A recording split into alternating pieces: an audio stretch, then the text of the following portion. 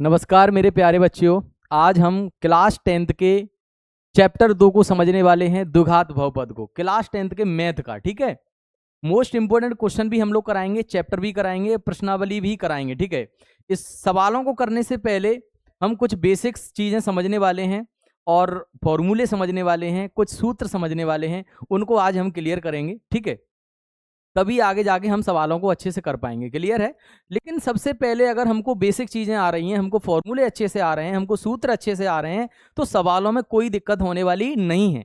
इसलिए आप लोग सबसे पहले इन फॉर्मूलों को समझना बहुत ज़रूरी है। क्लियर? द्विघात बहुपद के बारे में हम लोग चर्चा करने वाले हैं आज, तो ये चीज़ें आप लोग अच्छे समझ लो। द्विघात बहुपद के बारे में चर्चा करेंगे। क्लियर है ना?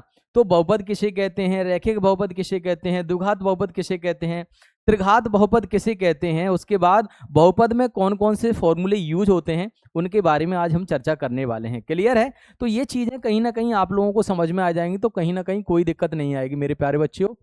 ठीक है, तो चलिए हम लोग बढ़ते हैं आगे, क्वेश्चन की तरफ बढ़ते हैं आगे, देखते हैं क्वेश्चन क्या है, यानी क्या दे रहा है यहाँ पर, बेसिक क्या दे रहा है। देखिए, द्विघात बहुपद ये चैप्टर का नाम है। ठीक है, द्विघात बहुपद। तो सबसे पहले हम क्लियर करने वाले हैं 2 चैप्टर के अंदर कि बहुपद किसे कहते हैं। समझ में आया? यानी बहुपद किसे कहा जाता है। बहुपद, द्विघात बहुपद। द्विघात बहुपद तो हमें पता चल रहा है कि जिस बहुपद की अधिकतम घात 2 होती है उसे हम द्विघात बहुपद कहते हैं। लेकिन ये सिंपली बहुपद क्या है, इसको आज हम समझेंगे। तो ऐसा बीजीय व्यंजक जिसमें चर की घात ऋणात्मक या भिन्न न हो उसे बहुपद कहते हैं। यानी जो चर होता है ना, जैसे मैं यहां पर लिख देता हूं x और y, ये चर राशियां होती हैं। तो चर राशियों के ऊपर जो घात होती है ना, वो कहीं ना कहीं माइनस में नहीं होना चाहिए और कहीं ना कहीं भिन्न के रूप में नहीं होना चाहिए। ठीक है, उसे हम क्या कहेंगे, बहुपद कहेंगे। अगर घात माइनस के रूप में आ रही है या फिर भिन्न के रूप में आ रही है चर के ऊपर, तो फिर वो बहुपद नहीं है। समझ में आया? वो बहुपद नहीं है। देखो, मैंने अथवा करके दूसरी भी डेफिनेशन यहां लिखाई है। किसी चर और अचर के ऐसे बीजीय व्यंजक, यानी अचर राशि भी होती है, जैसे मैं लिख देता हूं 2x + 5, तो ये चर राशि है, ये अचर है। क्लियर है? तो किसी चर और अचर के ऐसे बीजीय व्यंजक को बहुपद कहते हैं जिसमें चर की घात 0, 1, 2, 3 ... पूर्ण धनात्मक या शून्य हो, उसे हम क्या कहेंगे, बहुपद कहेंगे। ठीक है, मैं आप लोगों के लिए यहां पर जैसे करके मैंने यहां पर लिख भी दिया है, जैसे ax² + bx + c, ये क्या है भैया, द्विघात बहुपद है, बहुपद है। 3x + 2, ये भी बहुपद है, रैखिक बहुपद है। क्लियर? x² + 2x + 5, ये भी बहुपद है, इसे हम द्विघात बहुपद कहते हैं। क्लियर? तो कहीं ना कहीं ये चीजें समझ में आ रही होंगी। अगर मैं आप लोगों से क्वेश्चन करूं कि भाई यहां पर मैंने लिख दिया कि रूट में जो x है, क्या ये बहुपद है, बता सकते हैं? रूट में x आ गया, क्या ये बहुपद है? नहीं है। अगर इसको अपन लोग x को बाहर निकालें तो ये कहीं ना कहीं x पे घात 1/2 निकलेगा और कहीं ना कहीं चर की घात भिन्न के रूप में नहीं होना चाहिए। तो रूट में अगर x आ रहा है अंडर रूट में, तो वो बहुपद नहीं है। समझ में आया? वो बहुपद नहीं है। यदि मान के चलो मैंने एक और संख्या लिख दी 1/x, क्या 1/x कोई बहुपद है? नहीं है, क्योंकि जब कोई बट्टे में x आ रहा है, इसकी घात अपन लोग 1 मानते हैं। जब इसको सिंपल चेंज करेंगे, ऊपर ले जाएंगे, तो x पर घात -1 होगा। तो यदि किसी चर के ऊपर घात माइनस में आती है, यानी ऋणात्मक आती है, तो उसे हम बहुपद नहीं कह सकते हैं। क्लियर? तो ये चीजें समझ में आई, तो कहीं ना कहीं बहुपद समझ में आ गया होगा। अब बहुपद कितने प्रकार के होते हैं, उनको हम क्लियर करने वाले हैं। तो बहुत ही सिंपल तरीके से आगे बढ़ेंगे, बहुत ही सिंपल तरीके से इनको समझने वाले हैं, और कहीं ना कहीं 10th क्लास के मैथ में आपको कोई प्रॉब्लम होने वाली नहीं है। क्रम से हम लोग सवालों को भी हल करेंगे। क्लियर? चलिए आगे हम लोग बढ़ते हैं। अगला जो टॉपिक है, अगला टॉपिक यहाँ पर क्या है, मैं यहां पर बता देता हूं। रैखिक बहुपद की बात कर रहा है। जब रैखिक बहुपद की बात करें तो हम लोग बोल सकते हैं ऐसा बहुपद जिसकी अधिकतम घात कितनी होती है, 1 होती है, उसे हम रैखिक बहुपद कहते हैं। यानी जिस बहुपद की अधिकतम घात कितनी हो, 1 हो, उसे हम क्या कहेंगे, रैखिक बहुपद कहेंगे। जैसे मैंने लिख दिया ax plus B Y plus C बराबर 0। यहां पर अपन और भी लिख सकते हैं, जैसे मैंने लिख दिया 2x प्लस के 5, उसके बाद मैंने लिख दिया 3y प्लस में 2। तो ये क्या है भाई, ये है रैखिक बहुपद। क्लियर बेटा, समझ में आया? कोई दिक्कत नहीं आएगी, कोई प्रॉब्लम होने वाली नहीं है। अगर रैखिक बहुपद आ गया तो हम लोग आगे बढ़ते हैं, द्विघात बहुपद को भी समझने वाले हैं। द्विघात बहुपद में स्पष्टली नजर आ रहा है द्वि, यानी द्वि माने दो घात।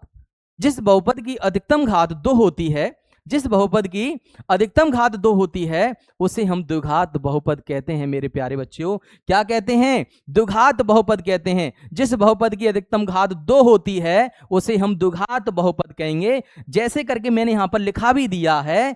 क्या लिखाया है यहां पर समझ लो आप लोग, ax² प्लस bx प्लस सी इक्वल 0। समझ में आया? इसको हम ऐसे भी लिख सकते हैं 2x² प्लस 3x प्लस 5।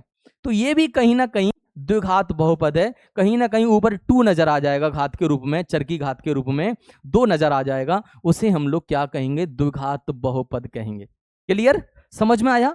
चलिए हम लोग आगे बढ़ते हैं। इसका स्क्रीनशॉट भी ले सकते हैं आप लोग, नोट भी कर सकते हैं साथ ही साथ, कोई दिक्कत नहीं आएगी। लेकिन ये जो फॉर्मूले हम लोग समझा रहे हैं, ये जो बेसिक हम लोग समझा रहे हैं, अगर इन चीजों को अच्छे समझ लिया ना तो कहीं ना कहीं कोई दिक्कत नहीं आएगी। जब मैथ को हम लोग प्रश्नावली के सवाल को हल करेंगे तो कहीं ना कहीं कोई प्रॉब्लम नहीं आएगी। ठीक है, इसके लिए हम लोग एक बुकलेट भी तैयार कर रहे हैं फॉर्मूले की, क्लास 10th मैथ की टोटल 1 चैप्टर से लगा के 14 चैप्टर तक, यानी चैप्टर वाइज चैप्टर टोटल फॉर्मूले उसमें ऐड किए गए हैं। और वो ऐड किए गए हैं तो एक बुकलेट तैयार की है, वो बुकलेट भी मार्केट में आने वाली है और आप लोगों को मिल जाएगी। ओके, चलिए आगे बढ़ते हैं, बढ़ते हैं मेरे प्यारे बच्चों, बढ़ते हैं आगे। देखते हैं एक बहुपद और रह गया है। इस बहुपद का नाम क्या है मेरे लाल, क्या है यहां पर मैं समझा देता हूं क्या है। क्लियर है ना?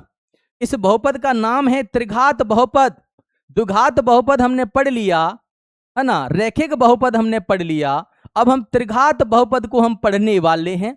और त्रिघात बहुपद क्या होता है मेरे लाल, क्या होता है यहां पर समझ लो, है ना। त्रिघात बहुपद स्पष्टली नजर आ रहा होगा।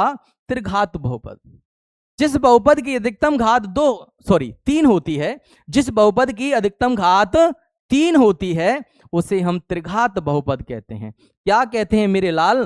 त्रिघात बहुपद उसे हम कहते हैं। क्लियर? तो इसके लिए हमने एक उदाहरण भी लिखा, ax³ plus bx² plus cx plus T बराबर 0। ये त्रिघात बहुपद है। ये कहीं ना कहीं संख्याओं के रूप में इस तरीके से भी आ सकता है, x पे घात 3 plus 2x² plus 5x plus 2, ऐसे भी आ सकता है। ये भी कहीं ना कहीं त्रिघात बहुपद है। क्लियर बेटा, ये चीजें समझ में आई? कहीं ना कहीं बहुपद भी समझ में आ रहे होंगे। चलिए हम लोग आगे बढ़ते हैं, अगले भी समझने का प्रयास करते हैं। ठीक है, यहां पर देखिए मेरे प्यारे बच्चों, यदि द्विघात बहुपद ax² प्लस bx जिसकी अधिकतम घात 2 है उसे द्विघात बहुपद कहेंगे। इसके शून्य कितना दे रहा है मेरे लाल? अल्फा और बीटा दे रहा है। कितना दे रहा है? अल्फा और बीटा। तो क्लास 10th मैथ में 2 चैप्टर में हम शून्य के बारे में पढ़ेंगे, लेकिन आगे चल के जब हम द्विघात समीकरण की चर्चा करेंगे वहां पर हम लोग मूल के बारे में अध्ययन करेंगे। क्लियर? तो यहां पर देखिए अल्फा और बीटा हो, तो अल्फा और बीटा है ना, ये क्या है? शून्यकों का, जिस शून्यक होते हैं अल्फा और बीटा। यदि हम शून्यकों का योगफल निकालेंगे तो अल्फा प्लस बीटा होता है, और अल्फा प्लस बीटा को हम माइनस b/a लिखते हैं। उसको माइनस जो b है ना, माइनस b किसका गुणांक होता है भैया? x का गुणांक होता है। तो माइनस x का गुणांक हमने यहां पर लिख दिया। ठीक है, उसके बाद जो a है ना वो x वर्ग का गुणांक होता है, तो हमने x वर्ग का गुणांक लिख दिया। क्लियर? यहां तक चीजें समझ में आई? तो योगफल के लिए यानी अल्फा प्लस बीटा इक्वल बराबर माइनस b/a, जे माइनस x का गुणांक होता है और जे x वर्ग का गुणांक होता है। तो ये चीजें आप लोग पता होना चाहिए। गुणांक का मतलब होता है जैसे bx, b के बगल में, यानी b के बगल में x है, x के गुणा में b है, तो फिर x का गुणांक है b। तो ये चीजें क्लियर आप लोग कर सकते हैं। चलिए शून्यकों का गुणनफल की बात करेंगे, अल्फा डॉट बीटा, इसे c/a कहते हैं। जो c है ना उसे हम अचर राशि कहेंगे, और जो a है उसको हम x वर्ग का गुणांक कहेंगे। तो कहीं ना कहीं ये फॉर्मूला भी आप लोगों को अच्छे से आना चाहिए, तभी हम अच्छे से सवाल हल कर पाएंगे मेरे प्यारे बच्चों। ठीक है, तो ये क्लियर? यहां तक किसी कोई दिक्कत? चलिए आगे बढ़ते हैं। ओके, लास्ट 1 मिनट इधर देखिएगा आप लोग। ठीक है चलो, यदि समीकरण के शून्यकों का योग की बात करें और गुणनफल की बात करें तो हमें बहुपद ज्ञात करना है मेरे लाल। अगर बहुपद ज्ञात करना है तो हम डायरेक्टली इसके द्वारा भी ज्ञात कर सकते हैं, हम इसके द्वारा भी ज्ञात कर सकते हैं। क्लियर?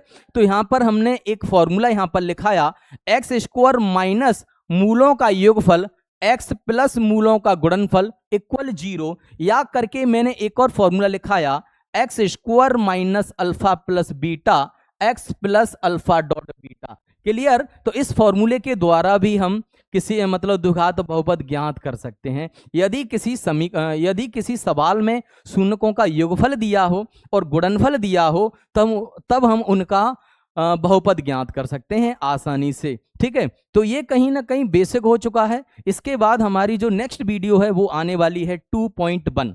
वहां पर हम मैथ के सवालों को कराएंगे, क्रम से सवालों को कराएंगे, तो कोई दिक्कत होने वाली नहीं है। आगे चल के लाइव क्लास भी होने वाली है, तो बस बने रहिए और देखते रहिए। ठीक है, okay, thank you so much.